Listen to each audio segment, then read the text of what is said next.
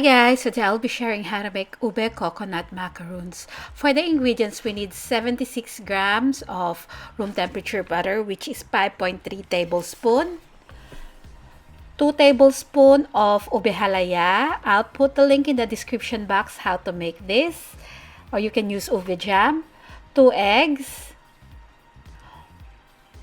1 can or 395 grams of condensed milk.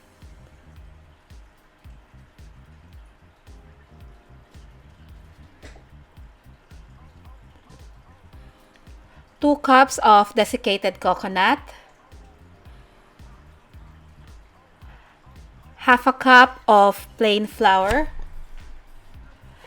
and 150 grams or 2/3 cup of sugar. This is optional. If you want to add food coloring, you can do so. For me, I added 2 drops of gel food coloring and 2 teaspoons of ube flavoring. So to begin, in a bowl, add the room temperature butter. Beat this lightly just to break up the butter. To this, we're going to add the sugar. By the way, preheat the oven at 170 degrees Celsius. So beat the butter and sugar until it is well combined. Now add the ube halaya. Again, you can add ube jam.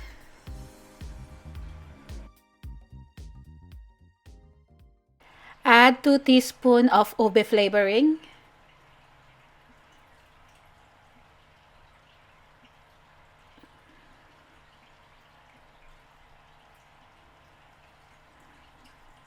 Now give this a mix.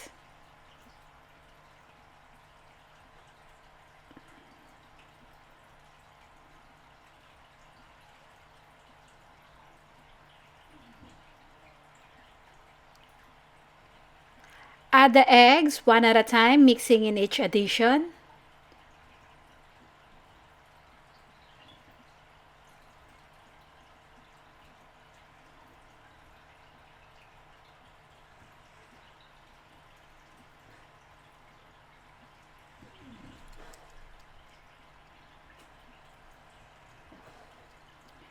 Stop to scrape down the side of the bowl.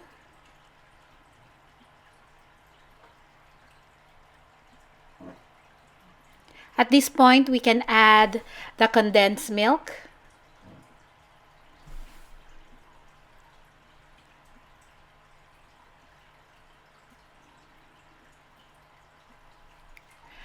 Add the food coloring if you're planning to add some. So I added 2 drops.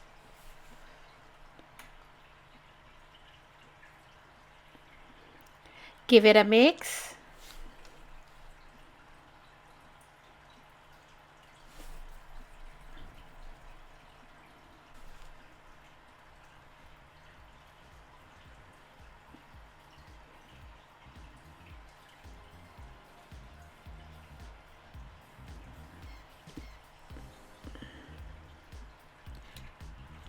Now we can sift in the plain flour.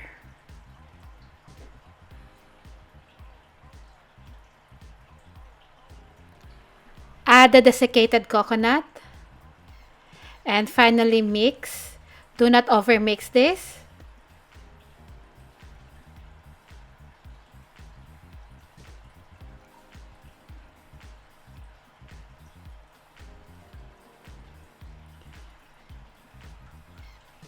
And this is now ready. So I've got small cupcake pan with cupcake liners. Fill each hole about 3/4 of the way full.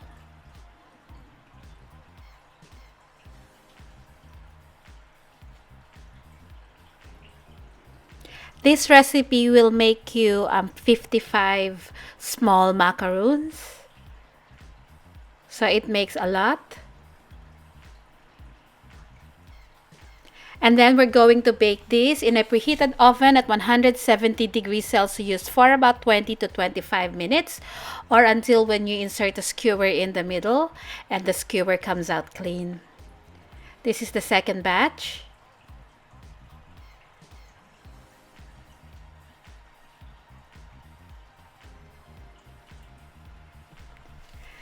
And this is what it looks like after baking.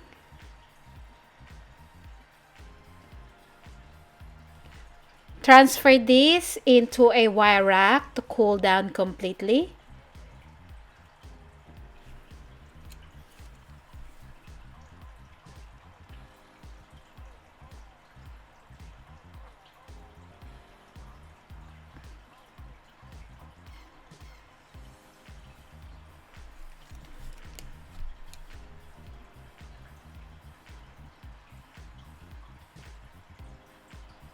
And this is the finished product.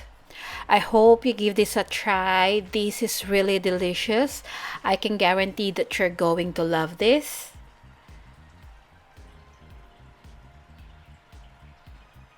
I hope you do like and subscribe to my channel as well if you're new.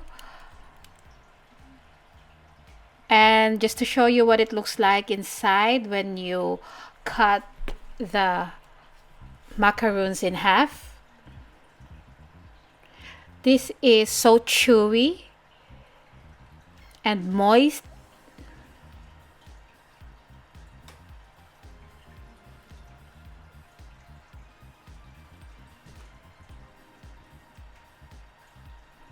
Thank you so much for watching, and I'll see you again next week. Bye.